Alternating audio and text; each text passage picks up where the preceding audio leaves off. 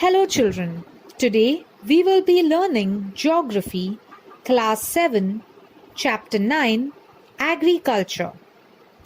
Please note that we have already finished one part of the video in the part 1. Here is the part 2 of the same video. Let's begin. Intensive farming. Getting maximum production from a minimum area is the characteristic of intensive farming. Due to large population or limited availability of land per head, holding is small. This type of farming is mostly seen in developing regions. Farm production is sufficient only for the requirement of the family. In this type of farming, the cultivator and the family are totally dependent on farming. As farm production is low, the economic condition of the cultivator is also poor. Shifting cultivation. Shifting cultivation is a primitive type of cultivation. This type of cultivation is practiced in the tropics in densely forested areas or hilly tracts. The farmer initially selects a piece of land in the forest. In order to make it cultivable, he clears the land by cutting down the trees, plants, removing the shrubs and grass. Once the cut trees dry out, he burns them. The leftover ash gets mixed in the soil and acts as manure. Sowing and harvesting is done before the rainy season. The production obtained from this is not sufficient to fulfill the food requirement. Hence, people undertake hunting, fishing, and gathering of bulbs and roots from forests. In this type of farming, the fallow period is longer than the crop period. After the productivity of the land depletes in 2 to 3 years, a different piece of land is selected for cultivation. Commercial farming. Extensive grain farming and plantation agriculture are the two major types covered under commercial farming. Extensive grain farming. Farm size is greater than 200 hectares. Due to large farm size and sparse population in the region, this type of farming is carried out with the help of machines like tractors and crushers. Pesticides are sprayed with the help of helicopters or planes. Monocrop, a single crop, cultivation is the striking characteristic of this type of farming. The crops are wheat or corn. Besides, these barley, oats, soya bean are also cultivated to some extent. Heavy capital investment is necessary for this type of farming. Since huge expenditures are needed for the purchase of machinery, fertilizers, pesticides, go-downs, transport costs, etc. The problem in extensive grain farming are droughts, attack by pests, locusts, etc., and market fluctuations. This type of farming is carried out in the temperate grassland regions. Plantation farming. Farm size in plantation agriculture is 40 hectares or above.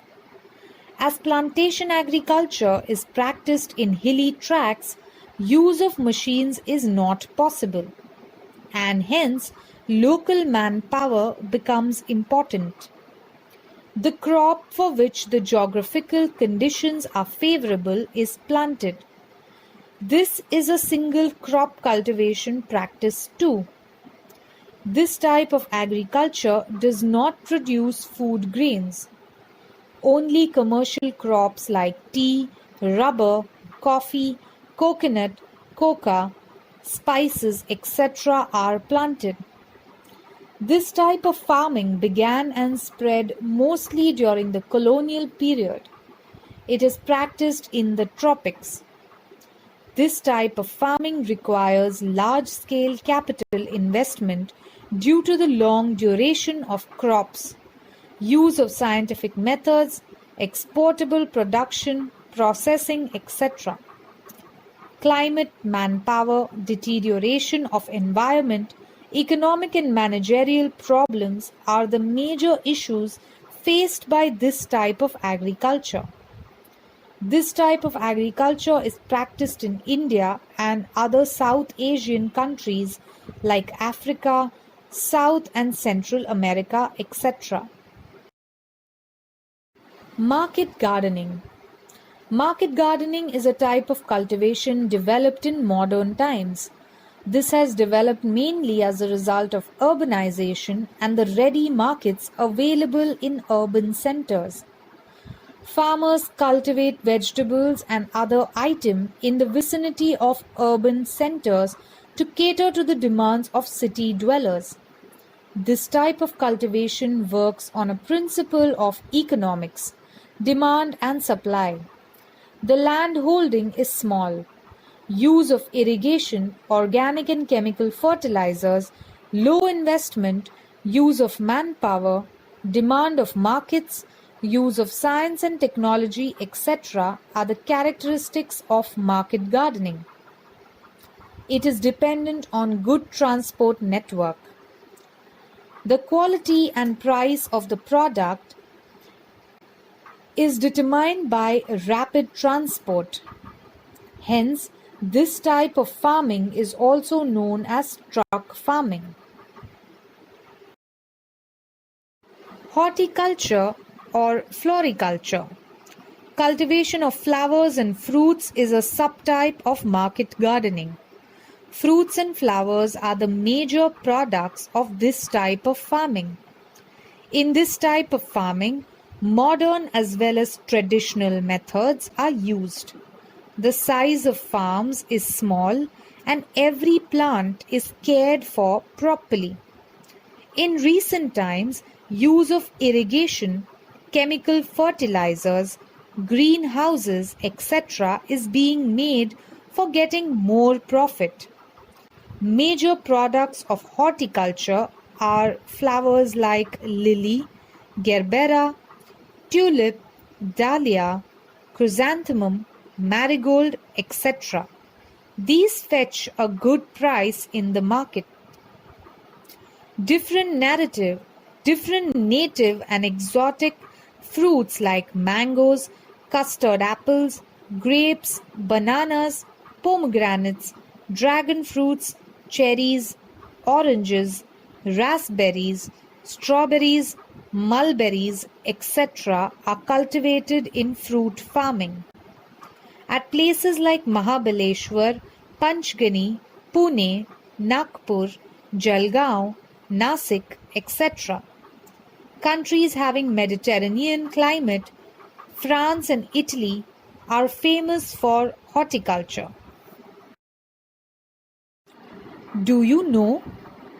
Organic farming, the nutrient requirements of the crops is fulfilled by soil and therefore replenishment of used up nutrients is necessary.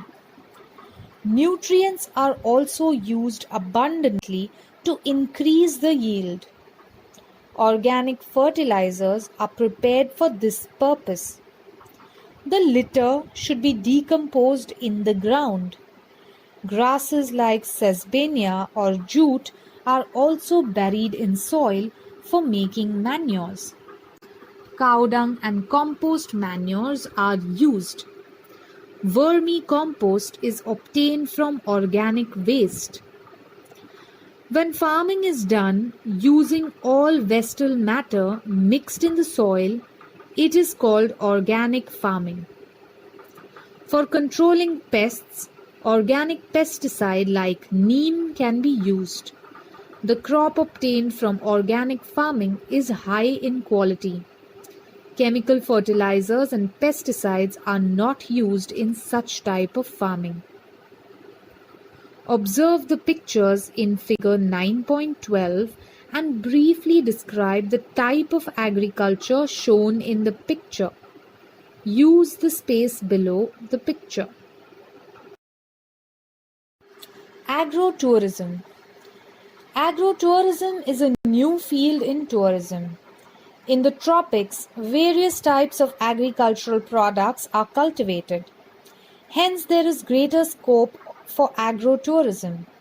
In agrarian countries, the rural life, local customs, and culture are utilized for agrotourism. City dwellers are curious about the farmer's life and environment. Many of them visit rural areas just to see this.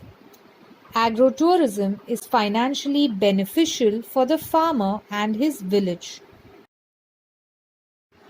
Marketing systems.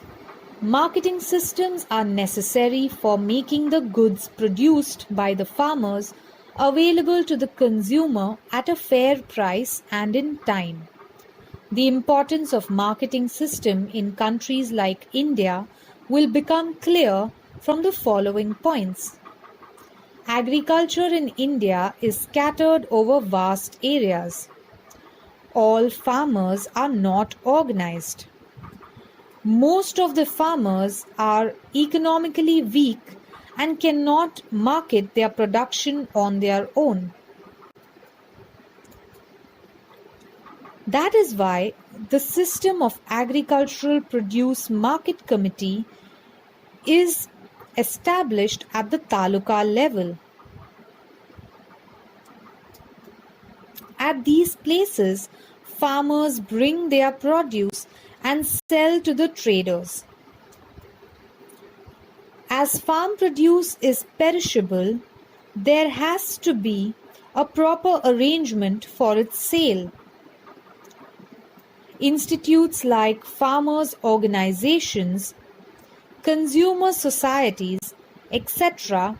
help in this task and try to protect farmers from the exploitation by agents, mediators, and others. Some of the farm produce is directly used by industries as raw material. International markets are now becoming easily available for farm produce due to globalization. Many progressive farmers are using the modern technology in their farms. Also, they sell the produce with proper packaging. Hotels and malls also require agricultural produce on a large scale. By advertising on the internet, their products get sold in local as well as international markets. Thank you, children. That's all for today. Please make sure you watch both the parts of the video again and also read your textbooks. Feel free to ask any questions you may have.